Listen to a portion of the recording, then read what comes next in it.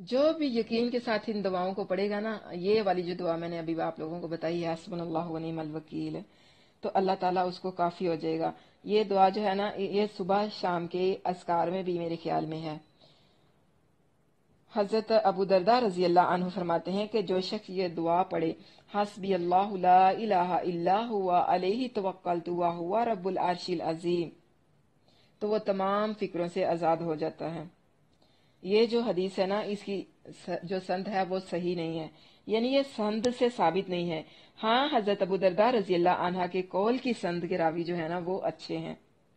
اس خوبصورت صورت کے اختتام پر آپ نے کیا سیکھا ہے؟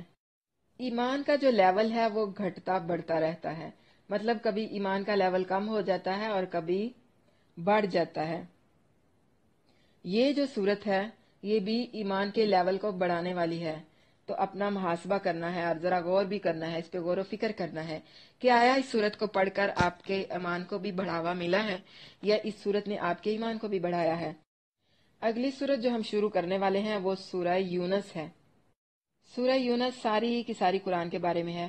قرآن سن کر ایمان میں اضافہ کرنا ہے، منکرین حق کو نیکی کا حکم دینا ہے اور برائی سے منع کرنا ہے، کنکھیوں سے اشارے بازی نہیں کرنی، رسول اللہ صلی اللہ علیہ وسلم کی امت سے خیر خواہی کرنی ہے، ایمان والوں کے ساتھ محبت کرنی ہے۔ سورہ یونس بہت پیاری صورت ہے، اس کی آیات 109 ہے، رکوع اس کے 11 ہے اور یہ مکی صورت ہے۔ صورتوں کا وہ سلسلہ یہاں پر شروع ہو رہا ہے جو انبیاء کرام کے نام سے ہیں۔ سورہ یونس میں لفظ قرآن بار بار آئے گا۔ اس صورت کا مرکزی مضمون ہے کہ قرآن کو ہر طرف عام کرنا ہے، یعنی قرآن کی تعلیم کو ہر طرف پھیلانا ہے۔ شروع میں نفاق کی باتیں اور دیکھا کہ کم عقلی کی وجہ سے دیہاتی لوگوں میں نفاق آتا ہے۔ جتنے بھی قرآن پاک پر حملے ہوئے، مطلب کہ اس کو بدلنا ہے، یہ پسند نہیں ہے، یہ ایسی ہے کتاب، یہ ویسی ہے کتاب، وہ ساری یہاں آپ لوگوں کو سورۃ یونس میں نظر آنے والے ہیں۔ اس کا رکوع نوٹ کر لیں 1 سے 10 تک۔ وہی پر شبہات کا اظہار کرنا۔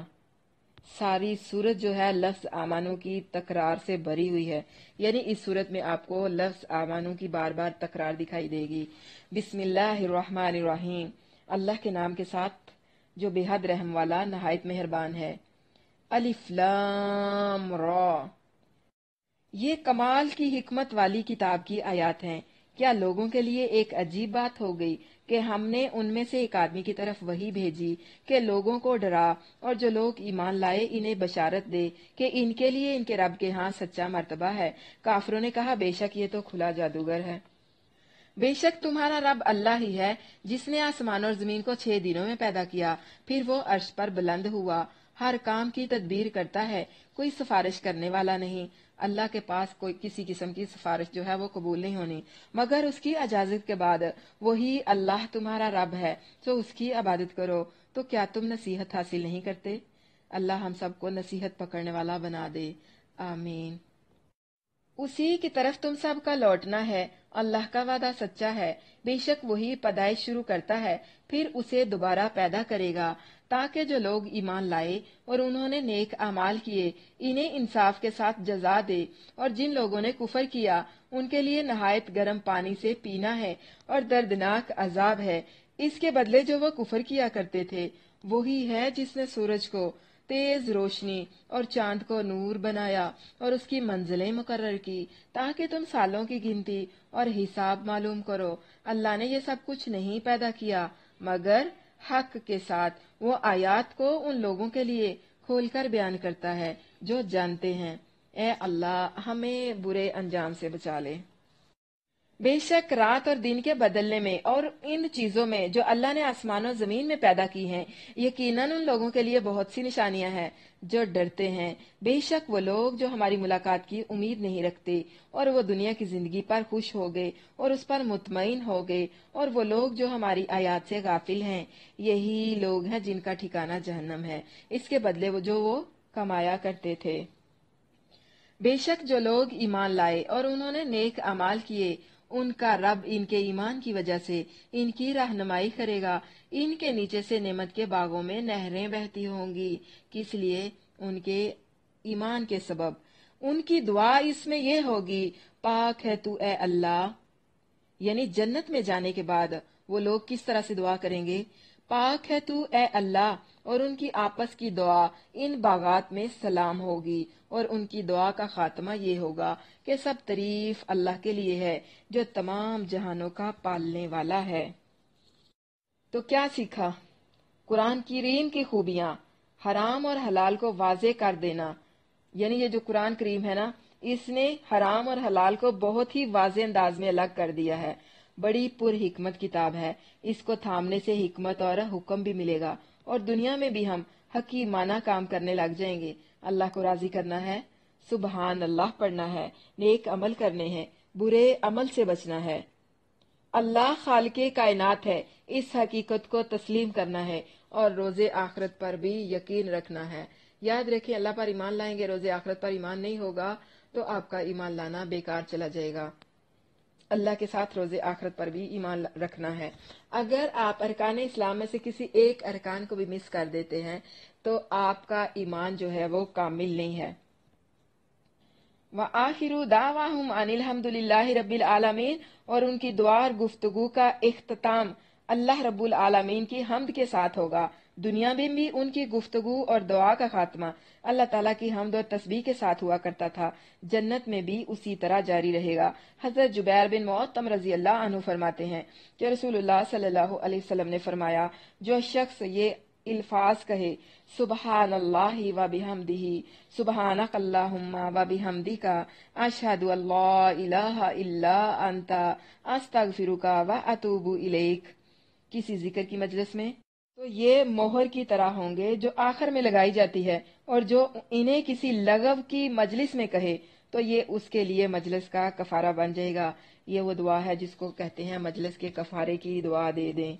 इस दुआ को आप लोग याद कर लें। हजरत अब्दुल्ला बिन उमरू और हजरत इब्ने मसूद रजी अल्लाह अन्हु की रिवायत के अल्फाज हैं कि कफारा मजलिस ये है कि बंदा यूं कहे, सुबहानक अल्लाहुम्मा व बिहम्दिका, अशहदु अल्ला इलाहा इल्ला अंता वहदका ला शरीका लका, अस्तगफिरुका व अतूबु इलैक। अगला रुकू नोट कर लें 11 से 20 तक। खुद नहीं बदलेंगे, कुरान को बदल देंगे, यानी कि हमने खुद नहीं बदलना, कुरान को बदल देंगे। तो ये जो लिबरल लोग होते हैं ना, वो यही कहते हैं कि हमें नहीं चाहिए कुरान इस तरह का।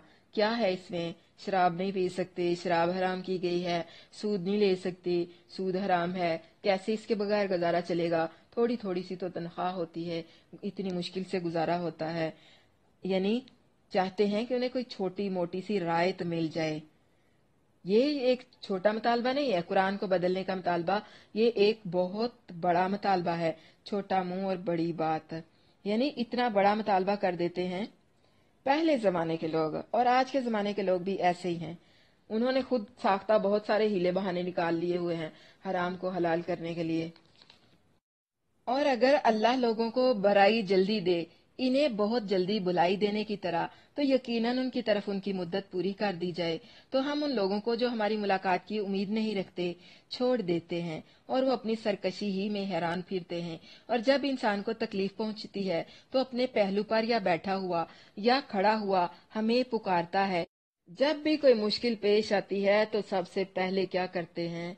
अल्लाह को पुकारते हैं। इम्तिहान सर पे है, हाय अल्लाह पेपर है कल, अल्लाह कामयाब कर देना, अल्लाह सारे वो सवाल इम्तिहान में आ जाए जो हमें आते हैं। अल्लाह घर से जाने लगे हैं तो ये काम हो जाए, अल्लाह फलां काम करने लगा हूं तो ऐसे। यानी जब भी कोई मामला पेश आता है, कोई मुश्किल पेश आती है, कोई घर खरीदना है, कोई रिश्ता करना है, कोई प्रॉपर्टी खरीदनी है, या किसी इम्तिहान में या किसी इंटरव्यू में जाना है जॉब के लिए, तो क्या करते हैं? अल्लाह को पुकारते हैं बड़ा, अल्लाह इंटरव्यू देने जाने लगा हूं कामयाब कर देना, अल्लाह ये काम करने लगा हूं मेरा साथ देना। यानी उठते बैठते चलते फिरते अल्लाह ताला को याद करते हैं। फिर जब हम उससे उसकी तकलीफ दूर कर देते हैं तो यूं चल देता है जैसे इसने हमें किसी तकलीफ की तरफ जो उसे पहुंची हो पुकारा ही नहीं।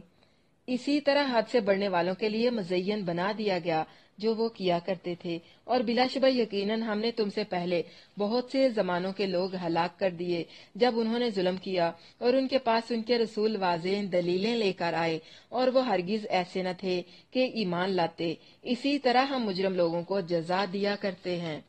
پھر ان کے بعد ہم نے تمہیں زمین میں جانشین بنا دیا تاکہ ہم دیکھیں کہ تم کیسے عمل کرتے ہو۔ اور جب ان پر ہماری واضح آیات پڑھی جاتی ہیں تو وہ لوگ جو ہماری ملاقات کی امید نہیں رکھتے، یعنی روزے قیامت کے منکر، کہتے ہیں کہ کوئی قرآن اس کے سوا لے آ یا اسے بدل دے، کہ یہ قرآن بڑے سخت اس کے احکامات ہیں، ہمیں نہیں چاہیے، آپ ایسا کرو، اس کو بدل دو یا پھر کوئی اور لے آؤ۔ کہہ دے میرے لیے یہ ممکن نہیں۔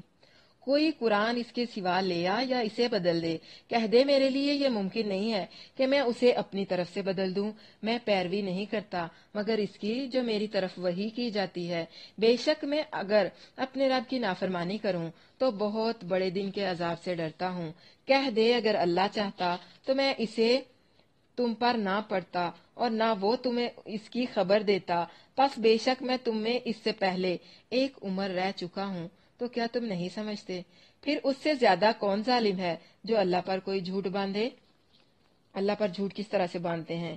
شرک کرتے ہیں، اللہ کے ساتھ بیٹے بیٹیاں منسوب کرنا، یہ اللہ کی ذات کے ساتھ جھوٹ باندھنا ہے، کیونکہ سب کو اللہ تعالیٰ نے پیدا کیا ہے، سب کا خالق اللہ تعالیٰ ہے۔ اگر یہ قرآن میں نے خود تصنیف کر لیا جیسا کہ تم سمجھتے ہو تو میں نے اللہ تعالیٰ پر بہتان باندھا، جس سے بڑا کوئی گناہ نہیں ہے، مگر اس کا اللہ تعالیٰ کی طرف سے ہونا دلائل سے ثابت ہے۔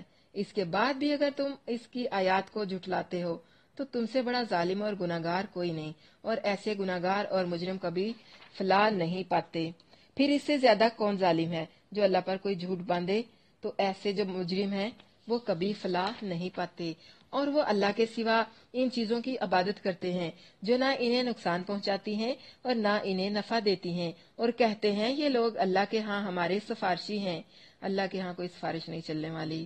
اس دن جن کو یہ اپنے سفارشی مانتے ہیں سب خود کانپ رہے ہوں گے، کونے خدروں میں چھپنے کی کوشش کریں گے، اپنی اپنی جان کو بچانے کی فکر میں پڑے ہوئے ہوں گے۔ کہہ دے کیا تم اللہ کو اس چیز کی خبر دیتے ہو جسے وہ نہ آسمانوں میں جانتا ہے اور نہ زمین میں؟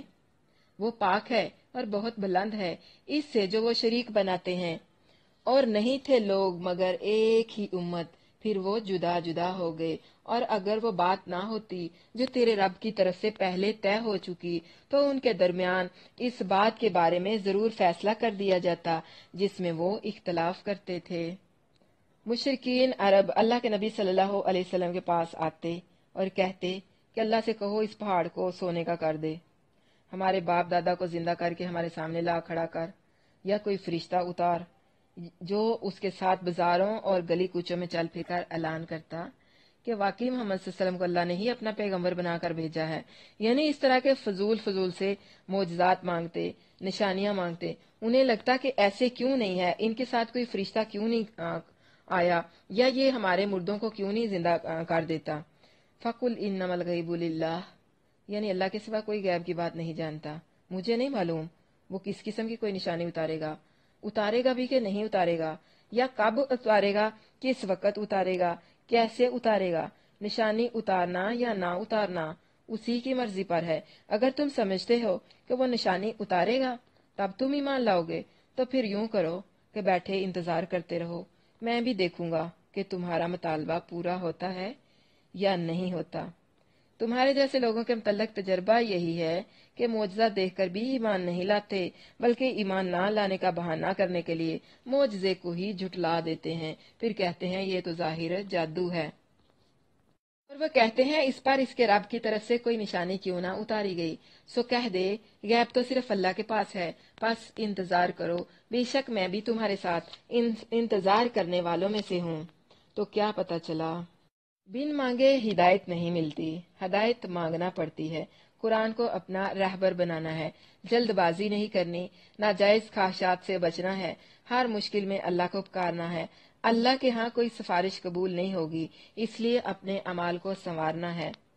بد دعا نہیں کرنی، نہ اپنے حق میں، نہ اپنی اولاد کے حق میں، اور نہ ہی کسی دوسرے کے لیے کوئی برا لفظ بولنا ہے، کیونکہ کبھی کبھی ایسے ہوتا بھی ہے کہ کوئی قبولیت کی گھڑی ہوتی ہے اور منہ سے نکلا ہوا لفظ پورا ہو جاتا ہے۔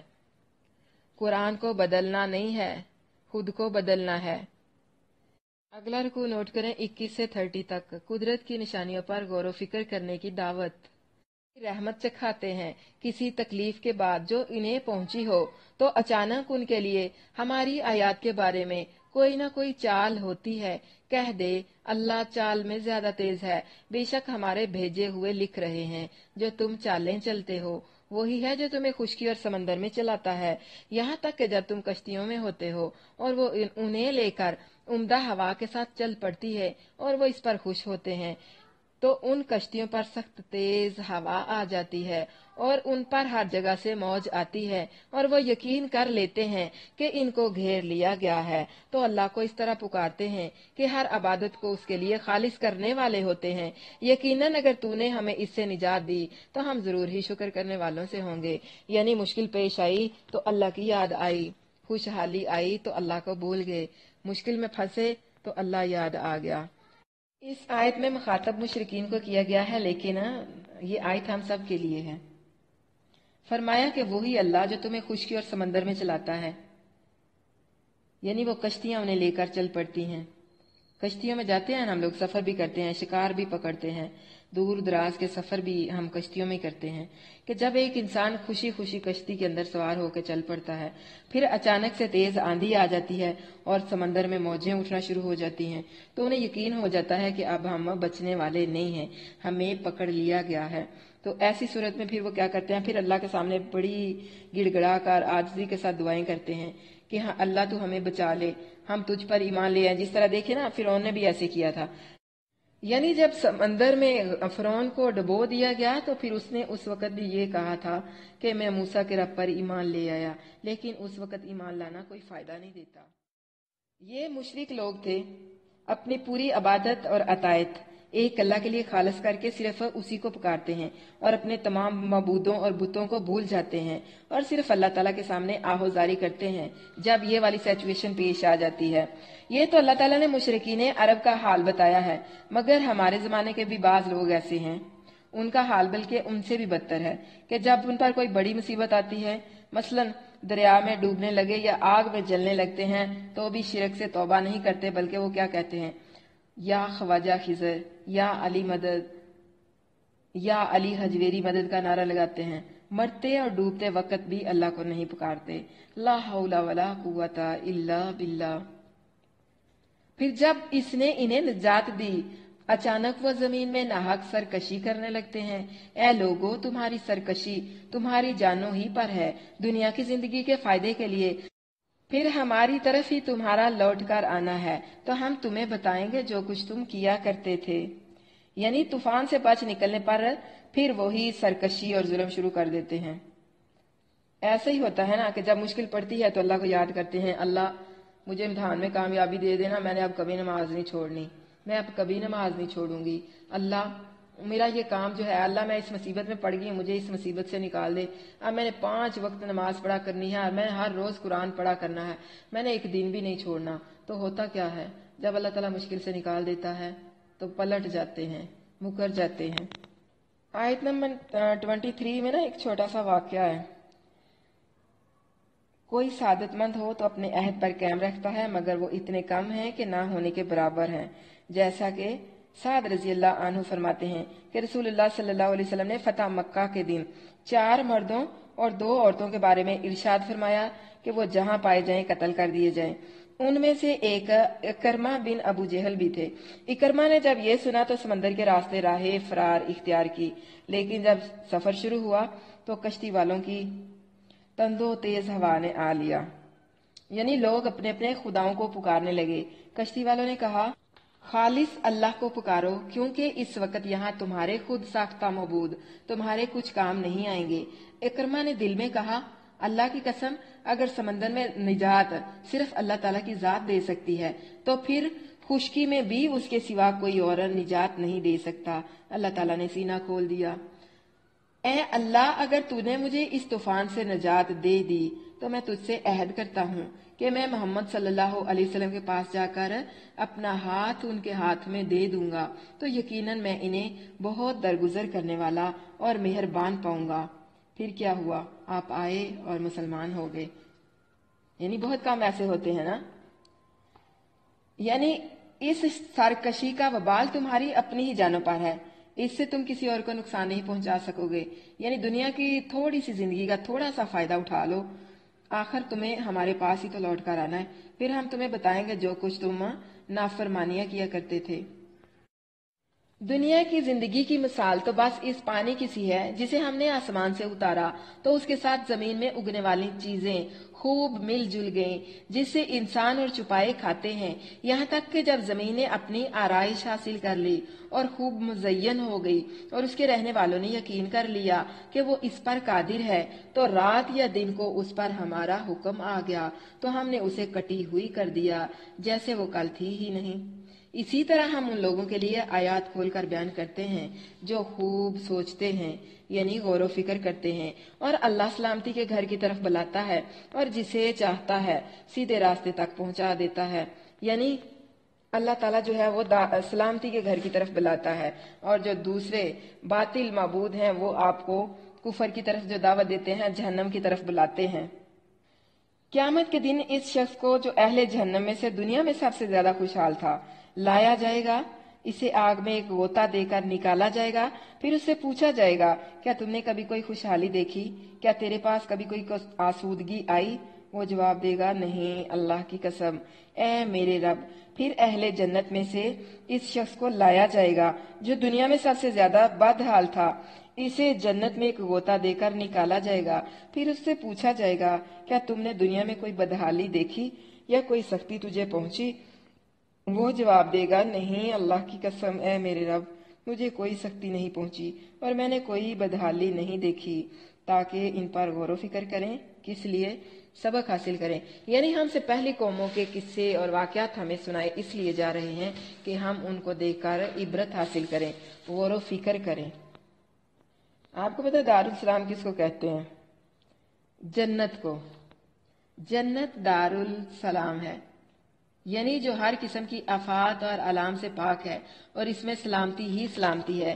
فرشتے ہر طرف سے اس میں سلام کریں گے اور اہل جنت بھی ایک دوسرے کو سلام پیش کریں گے، یعنی سلام کا تحیہ پیش کریں گے۔ فرمایا تحیتہم فیہا سلام، اور ان کی آپس کی دعا ان باغات میں سلام ہوگی۔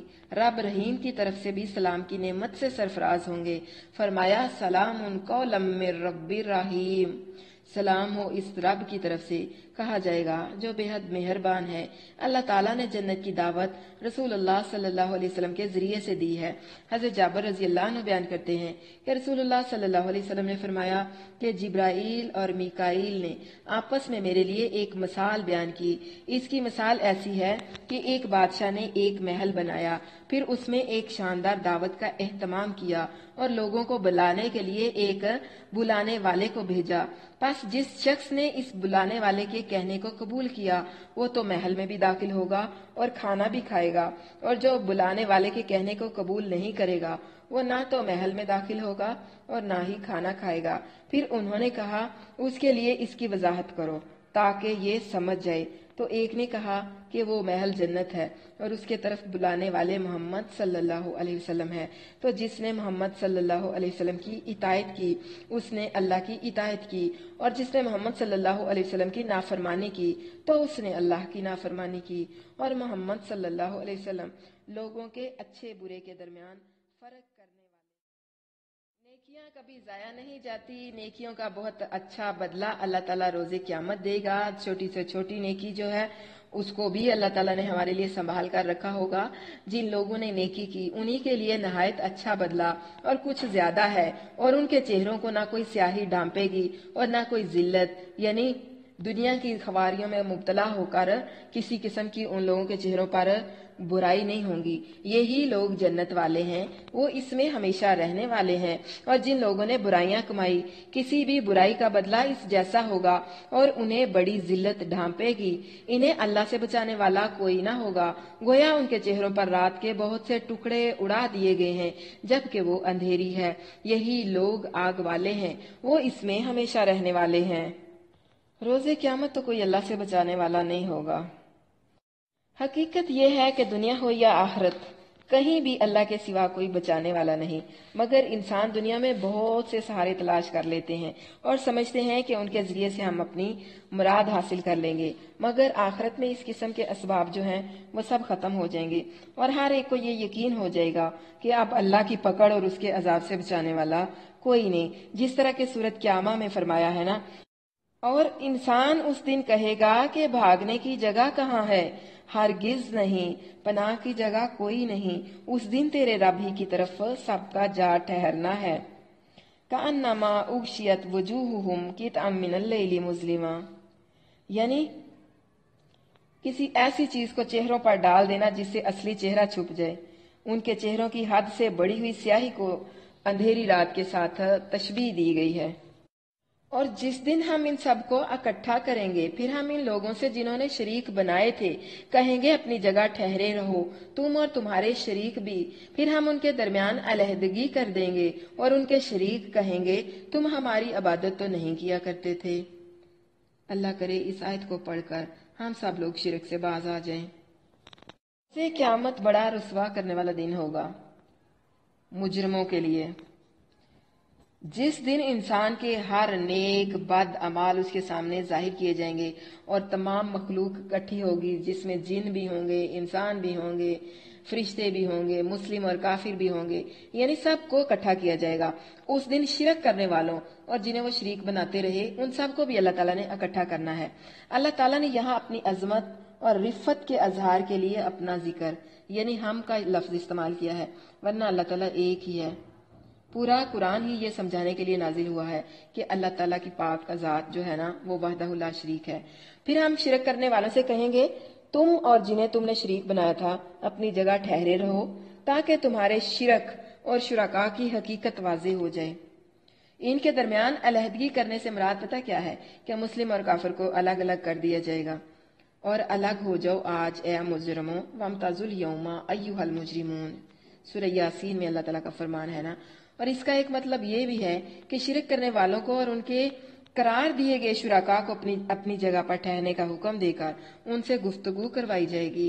मुशरिक इनसे कहेंगे हम दुनिया में तुम्हारी इबादत करते रहे, मुश्किल के वक्त पुकारते रहे, अपने नफा नुकसान का मालिक समझते रहे, क़यामत के दिन तुम्हारी पनाह में आकर अजाब से बचाने की दरख्वास्त करते हैं। वो शुराका क्या कहेंगे, तुम हमारी इबादत तो नहीं किया करते थे, मालूम नहीं किसकी इबादत करते थे। दुनिया में जिन लोगों की परस्तश की गई उनमें से कुछ वो थे जो अपनी परस्तश करवाना चाहते थे, जैसे कि फिरौन हो गया और इबलीस हो गया, और कुछ वो थे जो ऐसा बिल्कुल नहीं चाहते थे, बल्कि अल्लाह का शरीक किसी को भी बनाना नहीं चाहते थे, बनाने से मना करते थे, जैसे कि अंबिया, सालेहीन, सहाबा, ताबईन। अब जब अल्लाह ताला सबको जमा करेगा तो वो सब लोग जिनकी इबादत वो करते थे अपने इबादत करने वालों से साफ ला ताल्लुक हो जाएंगे।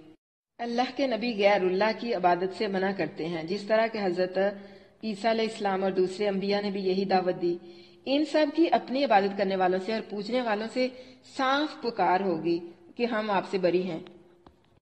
उनके ला ताल्लुक होने की बहुत सारी वजूहात है, जिनमें तो सबसे पहली वजह यह है कि मुशरिक तो अल्लाह के सिवा किसी और को भी आलिमुल गैब, इनके हालात से वाकिफ और उनकी फरियाद सुनने वाला समझते रहे, और वो ये समझकर दिन रात या अली या हसन या हुसैन या दस्तगीर या दाता या शकरगंज वगैरह पुकारते रहे, जबकि इन हजरात को तो कुछ खबर ही नहीं कि कोई हमें पुकार रहा है। अल्लाह ताला ने फरमाया है, इससे बढ़कर कौन गुमराह है जो अल्लाह के सिवा उन्हें पुकारता है, जो क़यामत के दिन तक उसकी दुआ कबूल नहीं करेंगे और वो उनके पुकारने से बेखबर हैं। और जब सब लोग इकट्ठे किए जाएंगे तो वो उनके दुश्मन होंगे और उनकी इबादत से इनकार कर देंगे।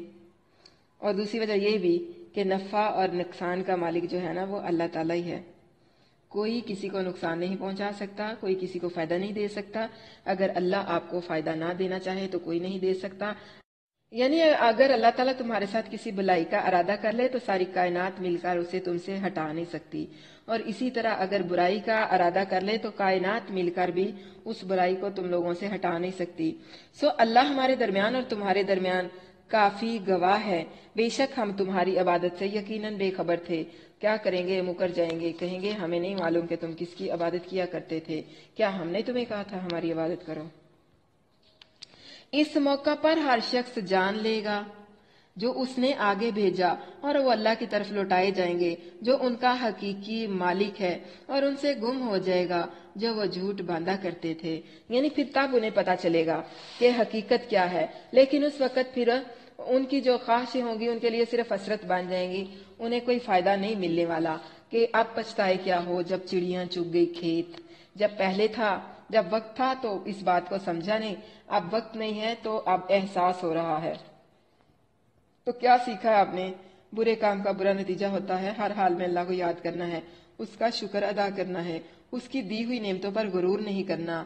अल्लाह ताला जो है हमेशा सलामती वाले घर की तरफ बुलाते हैं। इबादत करनी है अल्लाह ताला की, झूठ नहीं बोलना, शिर्क नहीं करना। हर एक मुश्किल में, खा छोटी हो या बड़ी, सिर्फ अल्लाह को पुकारना है। अल्लाह ही जमीनों आसमान की पनाह देने वाला है और जमीनों आसमान का कारसाज सिर्फ अल्लाह ताला है। अल्लाह ताला के सिवा किसी की इबादत ही नहीं करनी है, अल्लाह के सिवा किसी से मदद नहीं मांगनी। मुश्किल कशा सिर्फ अल्लाह है, इसलिए मुश्किल में सिर्फ अल्लाह ही को पुकारना है। अगला रुकू नोट कर लें, 31 से 40 यानी 31 से 40 तक अल्लाह ताला का चैलेंज।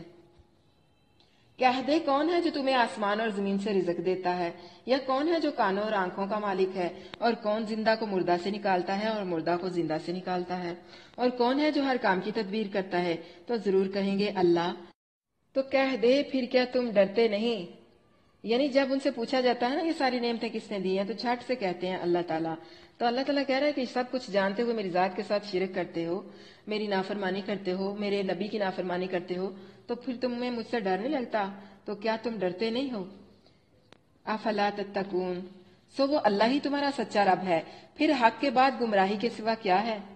यानी जब हक नहीं माना तो फिर गुमराह ही होना है ना, हक के बाद गुमराही ही बचती है। फिर कहाँ फेरे जाते हो, यानी हक की तरफ आओ। जब जानते हो सब कुछ अल्लाह का है, अल्लाह ही ने बनाया है, तो फिर किन गुमराहियों में पड़े हुए हो, अल्लाह की तरफ आ जाओ। इसी तरह तेरे रब की बात उन लोगों पर सच्ची हो गई जिन्होंने नाफरमानी की, बेशक वो ईमान नहीं लाएंगे। कह दे क्या तुम्हारे शरीकों में से कोई है जो पैदाइश की इब्तिदा करता हो फिर उसे दोबारा बनाता हो। कह दे अल्लाह ही पैदाइश की इब्तिदा करता है फिर इसे दोबारा बनाता है, तो फिर तुम कहाँ बहकाए जाते हो।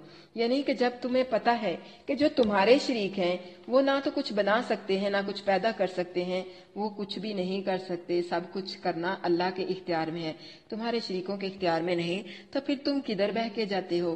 क्यों नहीं अकल करते, क्यों नहीं समझते, क्यों नहीं अल्लाह की तरफ आते। कह दे क्या तुम्हारे शरीकों में से कोई है जो हक की तरफ रहनुमाई करे। कह दे अल्लाह हक के लिए रहनुमाई करता है, तो क्या जो हक की तरफ रहनुमाई करे वो ज्यादा हकदार है कि उसकी पैरवी की जाए, या वो जो खुद उसके सिवा रास्ता नहीं पाता कि उसे रास्ता बताया जाए। यानी कि वो लोग तो खुद मुस्तहिक है कि उनकी मदद की जाए, उन्हें रास्ता दिखाया जाए, तो उन्होंने किसी दूसरे को रास्ता क्या दिखाना है, किसी दूसरे की मदद क्या करनी है, उन्हें तो खुद मदद की जरूरत है। और फिर ये कि जब ये बात वाजे हो चुकी है कि अल्लाह ही सबको रास्ता दिखाने वाला है, तुम्हें भी और उन्हें भी, तो फिर तुम अल्लाह की बजाय उनकी तरफ क्यों जाते हो, अल्लाह की तरफ क्यों नहीं आते। या वो जो खुद इसके सिवा रास्ता नहीं पाता कि उसे रास्ता बताया जाए, तो तुम्हें क्या है कि तुम कैसे फैसले करते हो, यानी किस तरह अहमकाना फैसले करते हो।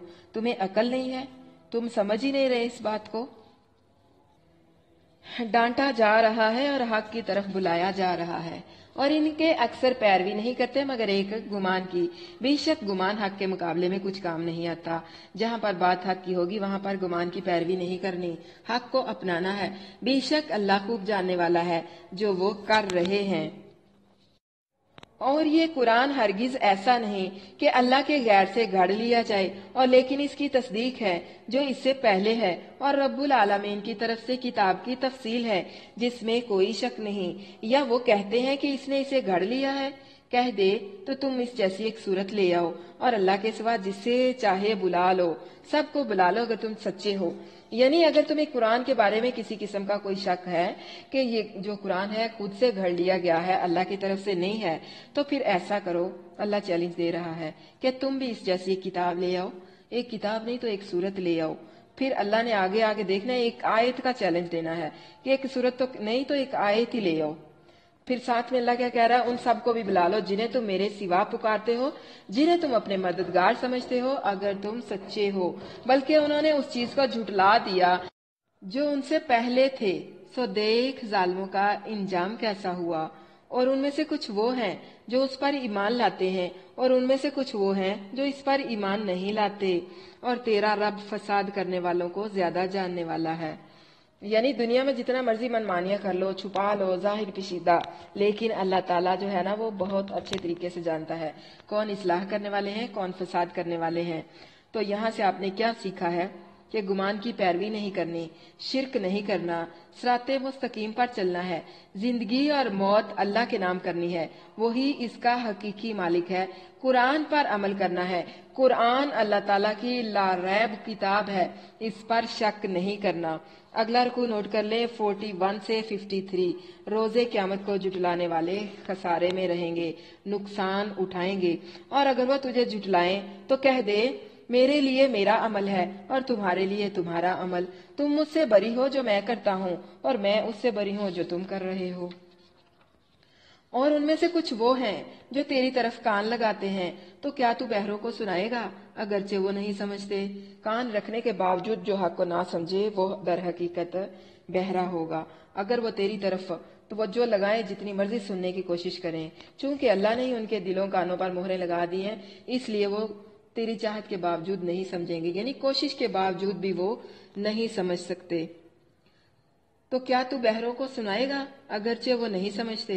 और उनमें से कुछ वो हैं जो तेरी तरफ देखते हैं, तो क्या तू अंधों को रास्ता दिखाएगा, अगरचे वो बसीरत ना रखते हों। बेशक अल्लाह लोगों पर कुछ भी जुल्म नहीं करता, और लोग अपने आप पर खुद जुल्म करते हैं। अल्लाह ताला ने इंसानों को पूरे हवास दिए हैं, फिर अपनी जिद और हट दर्मी से ईमान ना लाएं तो उनका अपना कसूर है। अल्लाह की तरफ से उन पर कोई ज्यादती नहीं। अल्लाह ताला ने अपने अंबिया भेजे, कुरान भेजा, वाज़े फरमान भेजे, अच्छाई और बुराई का हर रास्ता, हर जरिया दिखाया, लेकिन इसके बावजूद जो लोग हक को कबूल नहीं करते तो फिर वो अपनी जानों पर आप जुल्म करते हैं। अल्लाह किसी पर जुल्म नहीं करता, और जिस दिन वो इन्हें इकट्ठा करेगा गोया वो नहीं ठहरेंगे मगर दिन की एक घड़ी, आपस में जान पहचान करते रहे। बेशक वो लोग खसारे में हैं जिन्होंने अल्लाह की मुलाकात को झुटलाया और वो राह पाने वाले ना हुए।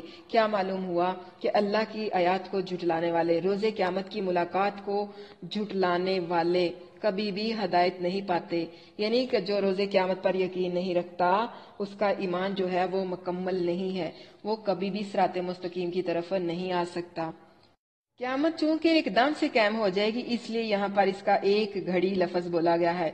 यानी उस दिन को याद करो जब अल्लाह ताला इन हक से अंधे और बहरे लोगों को हिसाब के लिए इकट्ठा करेगा, तो इन्हें दुनिया में गुजरी हुई राहतें, लज्जतें, लंबी मुद्दत और तवील माह साल एक घड़ी महसूस होंगे, और इन्हें वो सारी लज्जतें भूल जाएंगी। जिस तरह के सूरत अहकाफ में भी फरमाने बारी ताला है, और सूरत रूम की आयत नंबर 55 में भी, कि मुजरम कसम खाकर कहेंगे कि हम एक लम्हे के सिवा दुनिया में नहीं रहे।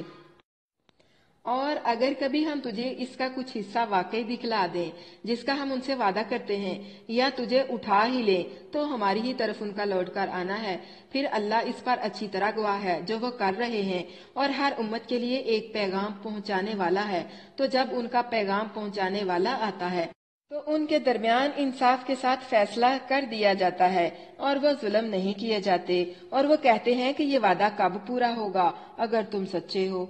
कह दे मैं अपनी जात के लिए न किसी नुकसान का मालिक हूँ और न किसी नफे का, मगर जो अल्लाह चाहे। हर उम्मत के लिए एक वक्त है, जब उनका वक्त आ पहुँचता है तो वो ना एक घड़ी पीछे रहते हैं और ना आगे बढ़ते हैं। यानी हर वक्त काम का एक वक्त मुकर्रर है, और जब वक्त मुकर्रर आ जाता है तो वो काम अपने मुकर्रर वक्त से एक लम्हा ना आगे होता है ना पीछे, बल्कि अल्लाह के भेजे हुए अपने मुकर्रर वक्त पर उस काम को इंजाम देते हैं। कह दे क्या तुमने देखा, अगर तुम पर इसका अजाब रात को या दिन को आ जाए तो मुजरम इसमें से कौन सी चीज जल्दी तलब करेंगे। इस रुकू में सीखने वाली बातें, क्या कुरान अल्लाह की तरफ से नसीहत है? अल्लाह के वादे सच्चे हैं और हक हैं, قرآن رہبر اور ہمارا رہنما ہے، دل کی بیماریوں کی شفا ہے، ہر روحانی بیماری کا علاج قرآن کے اندر ہے۔ اللہ کا شکر ادا کریں اور اپنا جائزہ لیں۔ اپنی خواہشات کے پیچھے پڑ کے اپنی زندگی کو مشکل نہیں بنانا۔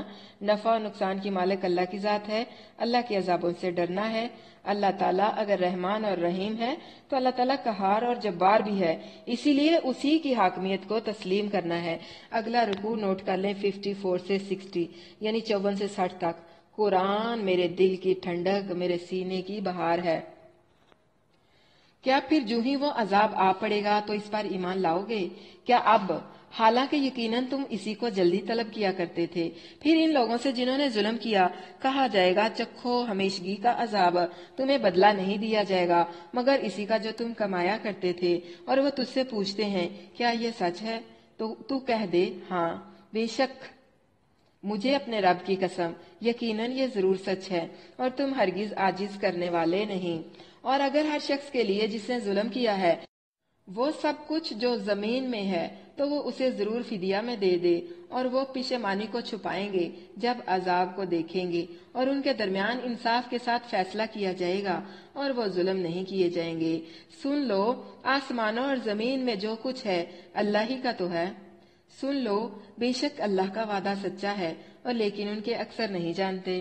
وہی زندگی بخشتا ہے اور موت دیتا ہے، اور اسی کی طرف تم لوٹائے جاؤ گے۔ اے لوگو، جو تمہارے پاس تمہارے رب کی طرف سے عظیم نصیحت یعنی قرآن مجید اور اس کے لیے سراسر شفا جو سینوں میں ہے، اور ایمان والوں کے لیے سراسر ہدایت اور رحمت آئی ہے۔ کس کی بات کی گئی ہے؟ ذالک الکتاب لا ریب فیہ، اس کتاب کی بات جس میں کوئی شک نہیں۔ قرآن موعظہ، نصیحت۔ قرآن ایک نصیحت ہے۔ قرآن برکت کی کتاب ہے۔ قرآن میں برکات بیان کی گئی ہیں۔ اس کی بنیادی خصوصیت کیا ہے کہ یہ اللہ کی طرف سے ہے، اللہ نے اسے تمہارے پاس بھیجا ہے۔ اب دنیا کی کسی اور کتاب کو یہ درجہ حاصل نہیں۔ پھر اس کی 4 صفات بیان فرمائی ہیں۔ موعظہ یعنی عظیم نصیحت، وشفاء لما فی صدور یعنی یہ کتاب دلوں میں جو کفر اور نفاق اور حسد اور ریا اور برے اخلاق کی بیماریاں پائی جاتی ہیں ان کے لیے یہ سراسر تندرستی کا باعث ہے۔ حضرت ابو سعید خدری رضی اللہ عنہ کے سورۃ فاتحہ پڑھ کر دم کرنے سے سانپ کا ڈسا ہوا تندرست ہو گیا تو انہوں نے اس پر 30 بکریاں لی۔ اس سے کیا معلوم ہوا کہ قرآن شفا ہے۔ اللہ تعالیٰ سے دعا کریں کہ اللہ تعالیٰ قرآن کو ہمارے دلوں کی بہار بنا دے۔ قرآن ایمان والوں کے لیے سراسر شفا اور رحمت ہے، اور وہ ظالموں کو نقصان کے سوا کسی چیز میں زیادہ نہیں کرتا۔ اور فرمایا اور وہ رہے لوگ جن کے دلوں میں بیماری ہے تو اس صورت نے ان کو ان کی گندگی کے ساتھ اور گندگی میں زیادہ کر دیا، اور وہ اس حال میں مرے کہ وہ کافر تھے۔ اور فرمایا کہہ دے یہ قرآن ان لوگوں کے لیے جو ایمان لائے ہیں ہدایت اور شفا ہے، اور وہ لوگ جو ایمان نہیں لاتے ان کے کانوں میں بوجھ ہے، اور یہ ان کے حق میں اندھا ہونے کا باعث ہے۔ یعنی کفار کو اس سے سینے کی بیماریوں سے شفا نہیں ہوتی۔ یہ صرف کفار ہی کے لیے نہیں ہے، ہم سب کے لیے بھی ہے۔ بسم اللہ الرحمن الرحیم۔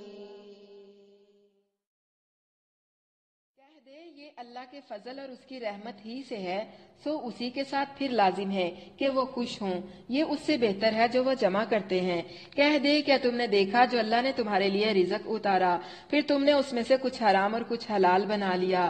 کہہ دے کیا اللہ نے تمہیں اس کی اجازت دی ہے، یا پھر تم نے اللہ پر جھوٹ باندھا ہے، یا تم اللہ پر جھوٹ باندھ رہے ہو؟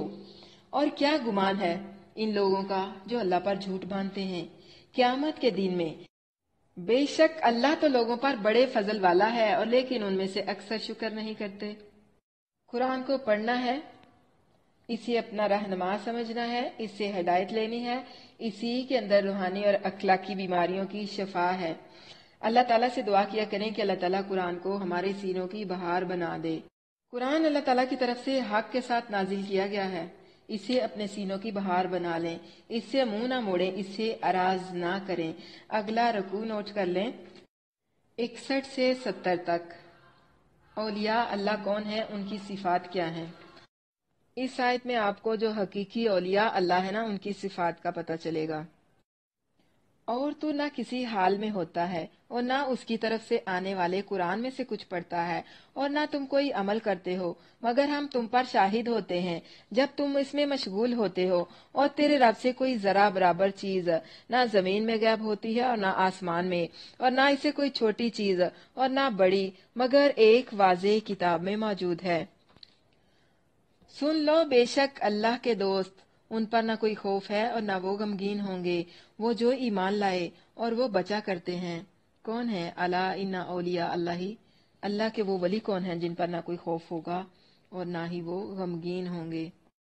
حافظ ابن حزم رحمہ اللہ نے ایک رسالہ لکھا ہے، الاخلاق والسیر، جس میں اپنی زندگی کے تجربات کا نچوڑ بیان فرمایا ہے۔ اس میں وہ فرماتے ہیں کہ میں نے غور کیا تو اس نتیجے پر پہنچا کہ دنیا میں جو شخص کوئی بھی محنت کرتا ہے، اس کے پیش نظر خوشی کا حصول اور خوف اور غم سے بچنا ہوتا ہے۔ اس آیت میں اللہ تعالیٰ نے خوشی کے حصول اور غم اور خوف سے بچنے کا طریقہ بیان فرمایا ہے، اور وہ ہے کہ اللہ تعالیٰ کی ولایت اور دوستی کا حصول۔ فرمایا، سن لو، بے شک اللہ کے دوست، ان پر نہ کوئی خوف ہے اور نہ وہ غمگین ہوں گے، یعنی آخرت میں یا دنیا، آخرت یا دنیا، بلکہ دونوں میں۔ یعنی خوف اور ڈر آنے والی چیز کا ہوتا ہے اور غم گزری ہوئی مصیبت کا۔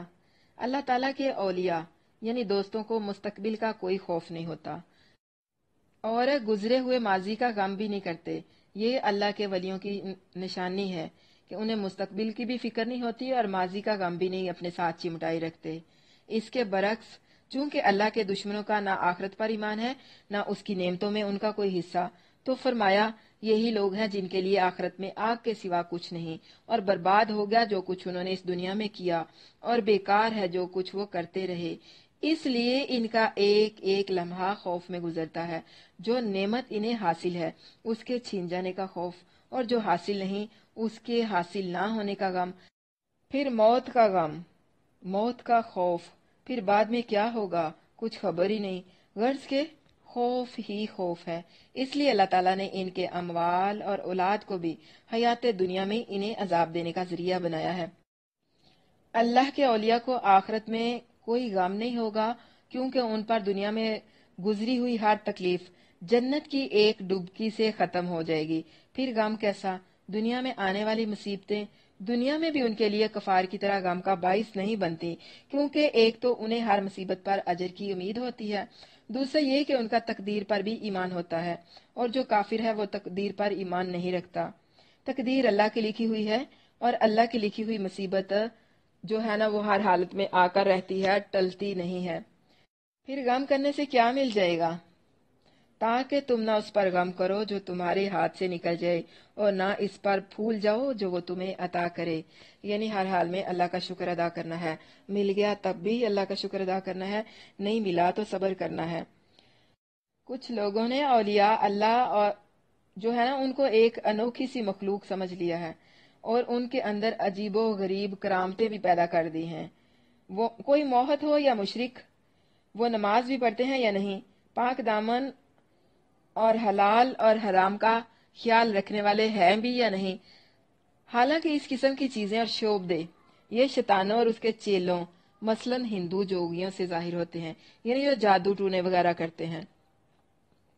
اس لیے اللہ تعالیٰ نے اپنے اولیاء یعنی اپنے دوستوں کی پہچان خود بتائی ہے کہ الذین آمنوا، یعنی وہ لوگ جنہوں نے قرآن و سنت کے مطابق اپنے عقیدے کو درست کر لیا، وقانوا یتقون، اور ہمیشہ گناہوں سے بچتے رہے، اور اللہ اور اس کے رسول صلی اللہ علیہ وسلم کی فرما برداری کرتے رہے۔ تو اس سے کیا معلوم ہوا کہ ہر انسان جو عقیدہ عمل اس طرح کا رکھتے ہیں، وہ اپنے اس عقیدے کو درست کر لے اور اللہ تعالیٰ کا تقوی اختیار کر لے، وہ اللہ کا ولی ہے۔ لیکن لوگ جنگلوں اور پہاڑوں کی عافیت خانوں میں یا پھر خانقاہوں کے حجروں میں ولیوں کو تلاش کرتے پھرتے ہیں، مگر اللہ کے راستے میں جان و مال قربان کرنے والوں سے بڑھ کر اللہ کا ولی کون ہو سکتا ہے؟ اللہ کا دوست کون ہو سکتا ہے؟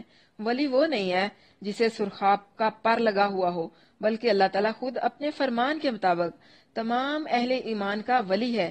فرمایا، اللہ ولی الذین آمنوا، اللہ ان لوگوں کا ولی اور دوست ہے جو ایمان لائے۔ تو کیا ظاہر ہوا؟ اللہ جن کا ولی ہے وہ اللہ کے ولی ہیں، کیونکہ دوستی دونوں طرف سے ہی ہوتی ہے نا۔ اللہ تعالیٰ اپنے ولیوں ہی کا ولی ہے، دشمنوں کا ولی ہرگز نہیں، پھر دوستی اور دشمنی کے درمیان کوئی مرتبہ ہی نہیں ہے۔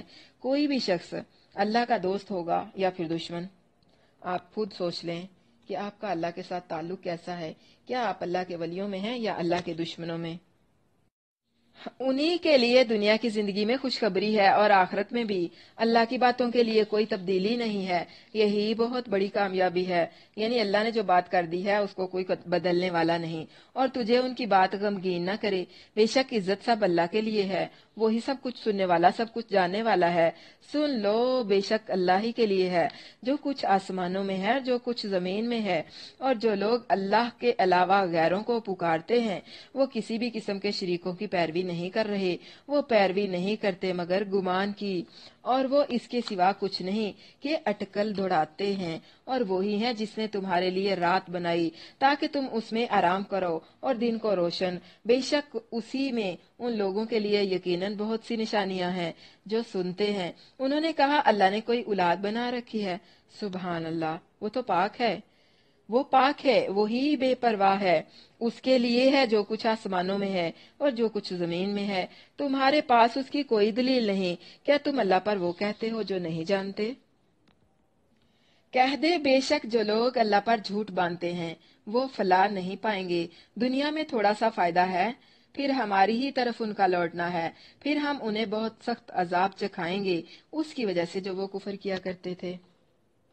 تو کیا معلوم ہوا کہ ایمان لانا ہے اور نیک عمل کرنے ہیں، حقیقی کامیابی کو پانے کی کوشش کرنی ہے۔ اللہ سب کچھ دیکھتا ہے، ظاہر اور پوشیدہ، اس لیے اپنی جلوت کے ساتھ ساتھ اپنی خلوت کو بھی پاک کرنا ہے، اللہ کے ولی بننا ہے تاکہ غم و فکر سے نجات ملے۔ اللہ پر جھوٹ ظالم لوگ باندھتے ہیں، اس لیے شرک سے بچنا ہے، اللہ پر جھوٹی بات نہیں کہنی، اللہ سے ڈرنا ہے، اللہ کا تقوی اختیار کرنا ہے۔ اگلا رکوع نوٹ کر لیں، 71 سے 82۔ انبیاء کرام کے قصے اور ان کی خبریں۔ اب یہاں سے انبیاء کا تذکرہ شروع ہوگا، اور ان تذکروں میں سب سے پہلے جس نبی کا تذکرہ شروع ہوگا وہ ہے حضرت نوح علیہ السلام۔ اور ان پر نوح کی خبر پڑ جب اس نے اپنی قوم سے کہا، اے میری قوم، اگر میرا کھڑا ہونا اور اللہ کی آیات کے ساتھ میرا نصیحت کرنا تم پر بھاری گزرا ہے تو میں نے اللہ ہی پر بھروسہ کیا ہے، سو تم اپنا معاملہ اپنے شرکاء کے ساتھ مل کر پکا کر لو، پھر تمہارا معاملہ تم پر کسی طرح مخفی نہ رہے، پھر میرے ساتھ کر گزرو اور مجھے مہلت نہ دو۔ یہ ہیں پکے اور سچے مومن، کسی سے نہیں ڈرتے، کبھی نہیں ڈرتے، کہتے ہیں جو کرنا ہے کر لو، اللہ ایک ہے، اسی کو ماننا ہے، صرف اسی سے ڈرنا ہے۔ پھر اگر تم منہ موڑ لو تو میں نے تم سے کوئی مزدوری نہیں مانگی، میری مزدوری نہیں ہے مگر اللہ پر، اور مجھے حکم دیا گیا ہے کہ میں فرمانبرداروں میں سے ہو جاؤں۔ پس انہوں نے اسے جھٹلا دیا تو ہم نے اسے نجات دی اور ان کو بھی جو اس کے ساتھ تھے کشتی میں، اور انہیں جانشین بنایا اور ان لوگوں کو غرق کر دیا جنہوں نے ہماری آیات کو جھٹلایا۔ تو کیا معلوم ہوا کہ اللہ کی آیات کو جو جھٹلاتے ہیں وہ تباہ و برباد کر دیے جاتے ہیں۔ سو دیکھ ان لوگوں کا انجام کیسا ہوا جنہیں ڈرایا گیا تھا۔ پھر اس کے بعد ہم نے کئی پیغمبروں کو ان کی قوم کی طرف بھیجا تو وہ ان کے پاس واضح دلائل لے کر آئے، سو وہ ہرگز ایسے نہ تھے کہ اس پر ایمان لاتے جسے اس سے پہلے جھٹلا چکے تھے۔ اسی طرح ہم حد سے گزرنے والوں کے دلوں پر مہر کر دیتے ہیں۔ کیا معلوم ہوا حد سے گزرنا دل کی سختی کا باعث بن جاتا ہے۔ حد سے گزرنا، حدود اللہ کو توڑنا دلوں کی مہر کی وجہ بن جاتا ہے، یعنی جو لوگ حد سے نکل جاتے ہیں اللہ تعالیٰ ان کے دلوں پر مہر کا ٹھپا لگا دیتا ہے۔ پھر ان کے بعد ہم نے موسیٰ اور ہارون کو فرعون اور اس کے سرداروں کی طرف اپنی واضح نشانیاں دے کر بھیجا تو انہوں نے بہت تکبر کیا اور وہ مجرم لوگ تھے۔ تو جب ان کے پاس ہمارے ہاں سے حق آیا تو کہنے لگے بے شک یہ تو کھلا جادو ہے، یعنی جب قرآن آیا تو کہنے لگے یہ تو جادو ہے۔ اور اسی طرح موسیٰ علیہ السلام جب اللہ کے معجزے لے کر فرعون کے پاس پہنچے، معجزے انہوں نے طلب کیے اور معجزے دکھانے پر انہوں نے کیا کہا؟ سحر مبین، یہ تو کھلا جادو ہے۔ موسیٰ نے کہا کیا تم حق کے بارے میں یہ کہتے ہو جب وہ تمہارے پاس آیا؟ کیا جادو ہے یہ؟ حالانکہ جادوگر کامیاب نہیں ہوتے۔ انہوں نے کہا کیا تو ہمارے پاس اس لیے آیا ہے کہ ہمیں اس راہ سے پھیر دے جس پر ہم نے اپنے باپ دادا کو پایا ہے، اور اس سرزمین سے تم دونوں کو بڑائی مل جائے؟ اور ہم تم دونوں کو ہرگز ماننے والے نہیں ہیں. یعنی اگر تم یہ مشن لے کر آئے ہو نا کہ ہم اپنے باپ دادا کا دین چھوڑ دیں اور تمہاری بات کو مان لیں اور یہ کہ زمین میں تمہاری بڑائی ہو جائے، تمہیں واہ واہ مل جائے، تو ایسا بالکل بھی نہیں ہے. ہم تمہیں ہرگز ماننے والے نہیں ہیں. یعنی ہم تمہاری بات نہیں مانیں گے. تم جتنے مرضی معجزے دکھا لو، تم جتنی مرضی دلیلیں دکھا لو. بلکہ انہوں نے تو صاف بول دیا کہ یہ تو جادو ہے. اور فرعون نے کہا میرے پاس ہر ماہر فن جادوگر لے آؤ. تو جب جادوگر آ گئے تو موسیٰ نے ان سے کہا پھینکو جو کچھ تم پھینکنے والے ہو. تو جب انہوں نے پھینکا، موسیٰ نے کہا تم جو کچھ لائے ہو یہ تو جادو ہے. یقیناً اللہ اسے جلدی باطل کرے گا. بے شک اللہ مفسدوں کا کام درست نہیں کرتا، اور اللہ حق کو اپنی باتوں کے ساتھ سچا کر دیتا ہے، خواہ مجرم برا ہی مانے. یعنی جتنا مرضی برا لگے، حق واضح ہو کر رہے گا. تو کیا معلوم ہوا کہ اللہ پر بھروسہ کرنا ہے، جادو ٹونوں سے بچنا ہے، اللہ کی آیات سے انکار نہیں کرنا، فساد نہیں پھیلانا، آپس کی اصلاح کرنی ہے. اللہ تعالیٰ فساد کرنے والوں کو پسند نہیں کرتا، اس لیے ہر قسم کے فساد سے بچنا ہے. ہمیشہ سچ بولنا ہے، سچے راستے پر چلنا ہے. اللہ کی بات حق ہے اور حق بات ہی سچی ہوتی ہے. اس بات پر پورا یقین رکھنا ہے کہ اللہ کی بات حق ہے اور حق بات سچی ہوتی ہے. یعنی اللہ کی بات ہی سچی ہے. اگلا رکوع نوٹ کر لیں 82 سے 92 تک. اللہ پر مومن توکل کرتے ہیں. یعنی مومن تو صرف اللہ ہی پر توکل کرتے ہیں. تو موسیٰ پر اس کی قوم کے چند لڑکوں کے سوا کوئی ایمان نہ لایا، وہ بھی فرعون اور ان کے سرداروں کے خوف کے باوجود کہ وہ انہیں آزمائش میں ڈال دے گا. اور بے شک فرعون یقیناً زمین میں سرکش ہے، اور بے شک وہ یقیناً حد سے گزرنے والوں سے ہے. اور موسیٰ نے کہا اے میری قوم، اگر تم اللہ پر ایمان لائے ہو تو اسی پر بھروسہ کرو، اگر تم فرما بردار ہو. تذکرہ پچھلی قوم کا ہے اور نام یہاں پر کس کا لیا جا رہا ہے؟ مسلمانوں کا. تو انہوں نے کہا ہم نے اللہ ہی پر بھروسہ کیا ہے. اے ہمارے رب، ہمیں ظالم لوگوں کے لیے آزمائش نہ بنا، اور اپنی رحمت کے ساتھ ہمیں کافری لوگوں سے نجات دے. اور ہم نے موسیٰ اور اس کے بھائی کی طرف وحی کی اپنی قوم کے لیے مصر میں کچھ گھروں کو ٹھکانہ مقرر کر لو، اور اپنے گھروں کو قبلہ رخ بنا لو، اور نماز قائم کرو، اور ایمان والوں کو خوشخبری دے دو.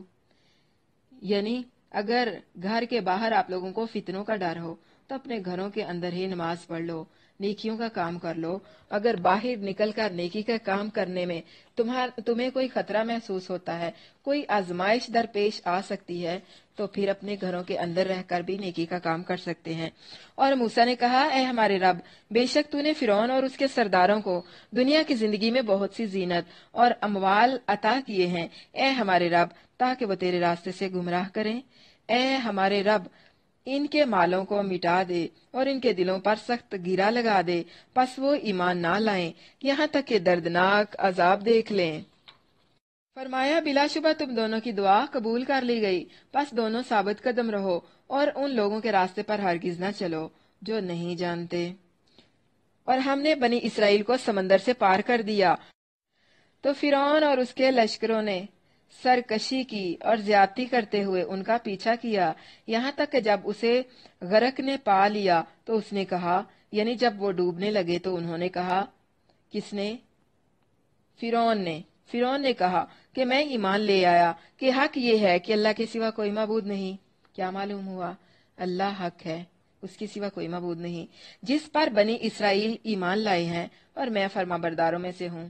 یعنی تب کہا جب موت کہ میں اس رب پر ایمان لے آیا جو بنی اسرائیل کا رب ہے. لیکن کیا ہوا کہ اس وقت کا ایمان قبول کرنا کوئی فائدہ نہیں دے گا. اس کے مقدر میں اللہ تعالیٰ نے جو ذلت لکھ دی گئی تھی اسے وہ ذلت عطا کر دی گئی، اور اسے روز قیامت تک کے لیے دوسروں کے لیے عبرت کا نشان بنا دیا. کیا اب حالانکہ بے شک تو نے اس سے پہلے نافرمانی کی اور تو فساد کرنے والوں سے تھا، پس آج ہم تجھے تیرے خالی بدن کے ساتھ بچا لیں گے تاکہ تو ان کے لیے عظیم نشانی بنے جو تیرے بعد ہوں، اور بے شک بہت سے لوگ ہماری نشانیوں سے یقیناً غافل ہیں. تو کیا معلوم ہوا؟ صلہ رحمی کرنی ہے، سب اچھے برے رشتہ داروں کو بلائی کی دعوت دینی ہے، کسی کو بھی بلائی کی دعوت سے محروم نہیں رکھنا. ہو سکتا ہے کہ نصیحت کسی نہ کسی کے دل پر اثر کر جائے اور وہ نیکی کی طرف آ جائے. جب حق کی پہچان ہوتی ہے تو دلوں کی قدورتیں صاف ہو جاتی ہیں۔ تو حق کو پہچاننا ہے تاکہ دلوں کی قدورتوں کو دھویا جا سکے، انہیں صاف و شفاف کیا جا سکے۔ اللہ پر بھروسہ کرنا ہے، نجات صرف اللہ دیتا ہے، اس لیے اسی کے آگے جھکنا ہے۔ فرعون کے قصے سے عبرت پکڑنی ہے، مہلت سے فائدہ اٹھانا ہے اور دین کے دشمنوں کے ساتھ دوستی نہیں کرنی۔ اگلا رکوع نوٹ کر لیں، 93 سے 103، 93 سے 103۔ نجات تو بس مومنوں کے لیے ہی ہے۔ وَلَقَدْ بَوَّأْنَا بَنِي إِسْرَائِيلَ، اور بلا شبہ یقیناً ہم نے بنی اسرائیل کو ٹھکانہ دیا، باعزت ٹھکانہ، اور انہیں پکیزہ چیزوں سے رزق عطا کیا۔ پھر انہوں نے آپس میں اختلاف نہیں کیا یہاں تک کہ ان کے پاس علم آ گیا۔ بے شک تیرا رب ان کے درمیان قیامت کے دن اس کے بارے میں فیصلہ کرے گا جس میں وہ اختلاف کیا کرتے تھے۔ پھر اگر تو اس کے بارے میں کسی شک میں ہے جو ہم نے تیری طرف نازل کیا تو ان لوگوں سے پوچھ لے جو تجھ سے پہلے کتاب پڑھتے ہیں۔ بلا شبہ یقیناً تیرے پاس تیرے رب کی طرف سے حق آیا ہے، سو تو ہرگز شک کرنے والوں سے نہ ہو، اور نہ کبھی ان لوگوں سے ہونا جنہوں نے اللہ کی آیات کو جھٹلا دیا، ورنہ تو نقصان اٹھانے والوں میں سے ہو جائے گا۔ بے شک وہ لوگ جن پر تیرے رب کی بات ثابت ہو چکی وہ ایمان نہیں لائیں گے، خواہ ان کے پاس ہر نشانی آ جائے، یہاں تک کہ دردناک عذاب دیکھ لیں۔ سو کوئی ایسی بستی کیوں نہ ہو جو ایمان لائی ہو، پھر اس کے ایمان لانے نے اسے نفع دیا ہو یونس علیہ السلام کی قوم کے سوا۔ یہی وجہ ہے، یعنی یہی وہ آیت ہے، یہی وہ چیز ہے جس کی بیس پر اس سورت کا نام سورہ یونس رکھا گیا ہے۔ یعنی کوئی ایسی بستی کیوں نہ ہوئی جو رسول اللہ صلی اللہ علیہ وسلم کے ڈرانے پر ڈر جاتی اور عذاب آنے سے پہلے ایمان لے آتی، پھر اس کا ایمان اسے نفع دیتا، مگر ایسی کوئی بستی بھی نہ ہوئی، سب اس وقت ہی ایمان لائے جب ان پر اللہ کا عذاب آ گیا، سوائے حضرت یونس علیہ السلام کی قوم کے۔ حضرت یونس علیہ السلام کے کئی سال دعوت دینے کے باوجود جب وہ لوگ ایمان نہ لائے تو حضرت یونس علیہ السلام نے ان پر عذاب کے لیے بد دعا کی اور انہیں آگاہ کر دیا کہ تم پر عذاب آنے ہی والا ہے، اور خود وہاں سے ناراض ہو کر نکل گئے۔ اس کا واقعہ کا جو ذکر ہے نا سورت انبیاء میں آگے آئے گا اور سورت صافات میں بھی۔ قوم جانتی تھی کہ یونس علیہ السلام نے کبھی جھوٹ نہیں بولا، ان کے نکل جانے سے وہ مزید ڈر گئے، اس لیے عذاب آنے سے پہلے ہی پوری بستی نے نہایت عاجزی کے ساتھ کفر سے توبہ کی اور حضرت یونس علیہ السلام پر ایمان لے آئے۔ اب یہ ایمان چونکہ بر وقت تھا، عذاب دیکھنے سے پہلے تھا، اس لیے اس ایمان نے انہیں یہ نفع دیا کہ ان سے عذاب ہٹا لیا گیا اور اللہ تعالیٰ نے انہیں ان کی طبعی عمر تک دنیا کی زندگی سے فائدہ اٹھانے کا موقع دیا۔ اور اگر تیرا رب چاہتا تو یقیناً جو لوگ زمین میں ہے سب کے سب اکٹھے ایمان لے آتے، تو کیا تو لوگوں کو مجبور کرے گا یہاں تک کہ وہ مومن بن جائیں؟ اور کسی شخص کے لیے ممکن نہیں کہ ایمان لائے مگر اللہ کے حکم سے، اور وہ گندگی ان لوگوں پر ڈالتا ہے جو نہیں سمجھتے۔ کہو تم دیکھو آسمانوں اور زمین میں کیا کچھ موجود ہے، اور نشانیاں اور ڈرانے والی چیزیں ان لوگوں کے کام نہیں آتی جو ایمان نہیں لاتے، تو یہ لوگ کس چیز کا انتظار کر رہے ہیں سوائے ان لوگوں کے ایام سے کہ جو ان سے پہلے گزر چکے۔ کہہ دے بس انتظار کرو، یقیناً میں بھی تمہارے ساتھ انتظار کرنے والوں سے ہوں۔ پھر ہم اپنے رسولوں کو نجات دیتے ہیں اور ان لوگوں کو بھی جو ایمان لائے، اسی طرح ہم پر حق ہے کہ ہم مومنوں کو نجات بخشیں۔ تو کیا معلوم ہوا؟ یہ جو ہمارے گھر ہیں یہ اللہ تعالیٰ کی بہت بڑی نعمت ہے۔ اپنے گھروں کو اللہ کی نعمت سمجھیں اور اللہ کی دی ہوئی نعمتوں کا جائزہ لیں۔ اللہ سے توبہ کرنی ہے، نیک اور مخلص بننا ہے، مومن لوگوں سے دوستی کرنی ہے، دنیا کی زندگی کو کھیل تماشا نہیں سمجھنا، دنیا کی زندگی کے قلیل سامان کی خاطر آخرت کی ہمیشہ والی نعمتوں کا سودا نہیں کرنا۔ آخرت کی فکر کرنی ہے، دنیا کی فکر نہیں کرنی۔ اگلا رکوع نوٹ کر لیں، 103 سے 109 تک۔ نفع اور نقصان کی مالک صرف اللہ تعالیٰ کی ذات ہے۔ کہہ دے اے لوگو، اگر تم میرے دین کے بارے میں کسی شک میں ہو تو میں ان کی عبادت نہیں کرتا جن کی تم عبادت کرتے ہو اللہ کے سوا، اور لیکن میں اس اللہ کی عبادت کرتا ہوں جو تمہیں قبض کرتا ہے، اور مجھے حکم دیا گیا ہے کہ میں ایمان والوں سے ہو جاؤں، اور یہ کہ تو اپنا چہرہ یکسو ہو کر اسی دین کی طرف سیدھا رکھ اور مشرکوں سے ہرگز نہ ہو جانا، اور اللہ کو چھوڑ کر اس چیز کو مت پکار جو نہ تجھے نفع دے اور نہ تجھے نقصان پہنچائے، پھر اگر تو نے ایسا کیا تو یقیناً تو اس وقت ظالموں سے ہوگا، اور اگر اللہ تجھے کوئی تکلیف پہنچائے تو اس کے سوا اسے کوئی دور کرنے والا نہیں، اور اگر وہ تیرے ساتھ کسی بلائی کا ارادہ کر لے تو کوئی اس کے فضل کو ہٹانے والا نہیں۔ وہ اسے اپنے بندوں میں سے جس کو چاہے پہنچا دیتا ہے، اور وہی بے حد بخشنے والا نہایت رحم والا ہے۔ کہہ دے اے لوگو، بے شک تمہارے پاس تمہارے رب کی طرف سے حق آ گیا ہے، تو جو سیدھے راستے پر آیا تو وہ اپنی جان ہی کے لیے راستے پر آتا ہے، اور جو گمراہ ہوا وہ اسی پر گمراہ ہوتا ہے، اور میں تم پر ہرگز کوئی نگران نہیں ہوں۔ اور اس کی پیروی کر جو تیری طرف وحی کی جاتی ہے، اور صبر کر یہاں تک کہ اللہ فیصلہ کرے، اور وہ سب فیصلہ کرنے والوں سے بہتر فیصلہ کرنے والا ہے۔ تو کیا سیکھا ہے؟ کہ صرف ایک اللہ کی عبادت کرنی ہے، اللہ کے سوا کوئی معبود نہیں، اللہ ہی کو نفع و نقصان کا مالک ماننا ہے، اللہ کے سامنے عاجزی اختیار کرنی ہے، اللہ سے اس کا فضل مانگنا ہے، مشکل پیش آئے تو صبر کرنا ہے۔ اللہ تعالیٰ صبر کرنے والوں کو پسند کرتا ہے۔ انبیاء کے نام سے شروع ہونے والی صورتوں کے سلسلے میں اب اگلا جو نمبر ہے وہ ہے سورہ ہود۔ اس صورت میں توحید کی دعوت، انبیاء کی اس دعوت کے دوران میں عظمیت اور ان پر گزرنے والے حالات اور واقعات، انہیں جھٹلانے والوں کا بدترین انجام اور ان پر آنے والے عذابوں کے تذکرے، اور اہل ایمان کی نجات اور ان پر اللہ تعالیٰ کے انعامات کا ذکر ہے۔ چونکہ اس میں ڈرانے کا پہلو غالب ہے، اس لیے رسول اللہ صلی اللہ علیہ وسلم پر اس کا بہت اثر ہوا۔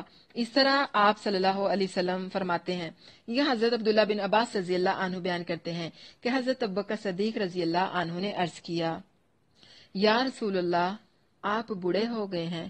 فرمایا، مجھے سورۃ ہود، سورۃ واقعہ، سورۃ مرسلات اور اما یتساءلون اور سورۃ تکویر نے بوڑھا کر دیا ہے، یعنی بڑے سخت احکامات والی صورتیں ہیں۔ شروع کرتے ہیں، نمبر نوٹ کر لیں 1 سے 9 تک۔ اللہ تعالیٰ علیم بذات الصدور ہے، یعنی اللہ تعالیٰ کی ذات سینوں کے بھید جاننے والی ہے۔ بسم اللہ الرحمن الرحیم، مکی صورت ہے، 123 آیات ہیں اور 10 اس کے رکوع ہیں۔ اللہ کے نام سے جو بے حد رحم والا نہایت مہربان ہے۔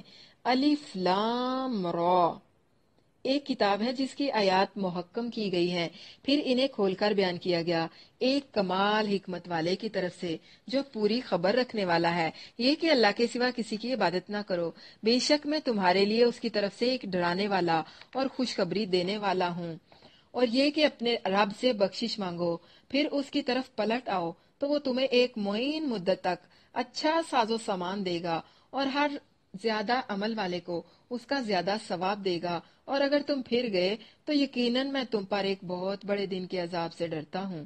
اللہ ہی کی طرف تمہارا لوٹنا ہے، اور وہ ہر چیز پر پوری طرح قادر ہے۔